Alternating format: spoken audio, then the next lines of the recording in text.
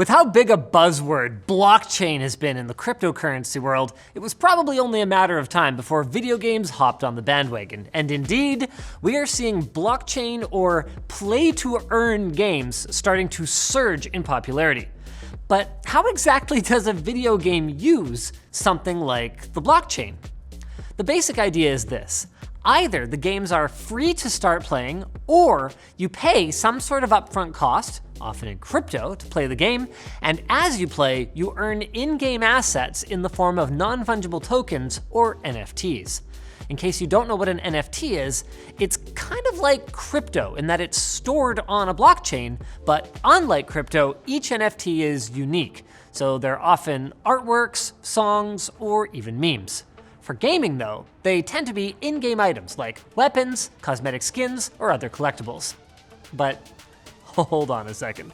How exactly is this different from the more familiar system of earning items in-game through play or through microtransactions with regular or in-game currency? Well, probably the biggest difference is that because the assets are stored on a public blockchain, with Ethereum being a particularly popular one, players own the assets that they earn. So if you earn some kind of sweet collectible, and then something happens to the game's servers, or the developers just decide to pull the plug, your item will still exist on the blockchain and it will still have a value as long as there's demand for it. And the fact that it's on the blockchain could make it easier to move assets between titles, even from different game studios, since developers would have to do less legwork to enable this functionality. So imagine, for example, using a Fortnite skin in Call of Duty. Indeed, some popular blockchain-based titles, like Axie Infinity, already have large followings of people that are making a profit, sometimes a substantial one, on items that they have earned in-game, making it appealing to folks that want something more than just a better gameplay experience after plunking down their money. Thanks to Eaton for sponsoring today's video.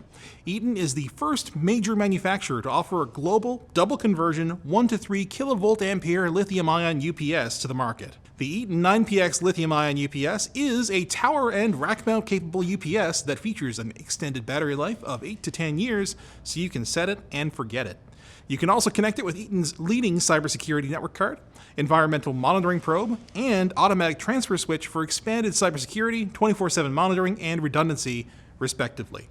Save yourself time and money while reducing potential risks with the Eaton 9PX lithium-ion UPS today. One possible pitfall of blockchain games is that they are still based around the idea of making transactions after you buy the game. So they come with a lot of the same concerns as traditional microtransaction-heavy titles. NFTs are already seen by some tech enthusiasts as gimmicky, since anything can be made into an NFT, and any NFT could easily turn out to not have any real value. Then you've got the fact that some blockchain games bear a lot of similarities to freemium or pay-to-win releases where you are still paying real money in order to get a competitive advantage. In fact, Valve has already banned blockchain games from the Steam store, possibly due to concerns around items with real-world value, and blockchain games have already made negative headlines after one developer sold a bunch of NFTs ahead of the game's launch to help fund the operation, but then the dev just took the money and ran. However, other major names in the video game industry seem to think that blockchain technology will be a big part of the future of gaming, with Ubisoft looking at incorporating the concept and EA more or less openly embracing it, with their CEO saying, "Collectible digital content will be a meaningful part of the company's strategy going forward." And however you feel about that, it's not super surprising considering that EA has already made colossal amounts of money off of FIFA packs. As for the consumer side, what remains to be seen is if blockchain will raise or lower the barriers to entry for gaming.